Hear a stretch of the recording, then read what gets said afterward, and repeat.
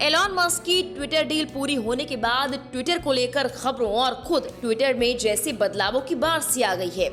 लेकिन जब अमेरिकी राष्ट्रपति जो बाइडेन से ये सवाल पूछा गया कि क्या वो एलन मस्क और ट्विटर की जांच करवाएंगे, तो वो हंस पड़े। लेकिन उनकी ये हंसी क्या मस्क पर भारी पड़ने वाली है। Mr. President, do you think Elon Musk is a threat to U.S. national security, and should the U.S. and with the tools you have investigate his joint acquisition of Twitter with foreign governments, which include the Saudis?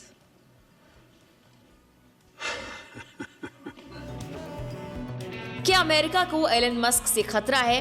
क्या Musk दूसरे देशों के साथ मिलकर Twitter के जरिए कुछ बड़ी प्लानिंग कर रहे हैं, जिससे सुपर पावर यानी अमेरिका को भी खतरा हो सकता है? ये सवाल इसलिए क्योंकि अब अमेरिका ट्विटर के नए मालिक एलन मस्क के दूसरे देशों के साथ संबंधों की जांच करवाने वाला है। एलन मस्क के लिए कई तरह की समस्याएं अब खड़ी हो रही हैं। पहले तो मस्क ने ट्विटर में कटौती की, फिर उसके बाद टेस्ला में $4 बिलियन के शेयर बेच दिए। अब अमेरिका के राष्ट्रपति जो बाइडेन ने कहा कि दूसरे देशों के साथ मस्क के संबंधों की जांच की जाएगी। ट्विटर की डील में सऊदी अरब की हिस्सेदारी पर सवाल उठने पर जो बाइडेन ने ऐसा बयान दिया है। आपको बता दें कि ट्विटर को पिछले महीने ही एलन मस्क ने $44 बिलियन में खरीद लिया था। दरअसल इस डील में सऊदी अरब के प्रिंस अल वलीद बिन तलाल और कतर सोवरेन वेल्थ फाउंडेशन समेत कई दूसरे निवेशक भी शामिल हैं। इस मामले को लेकर जब जो बाइडेन से सवाल किया गया तो पहले तो वो हंस पड़े, फिर उन्होंने कहा कि मुझे लगता है दूसरे देशों के साथ एलन मस्क के तकनीकी या सहयोग से जुड़े संबंधों पर ध्यान देने की जरूरत है। उन्होंने आगे कहा, मैं ये नहीं कहूँगा कि वो कुछ गलत कर रहे हैं या फिर नहीं, मैं सिर्फ इतना ही कहूँगा। I think that Elon Musk's cooperation and or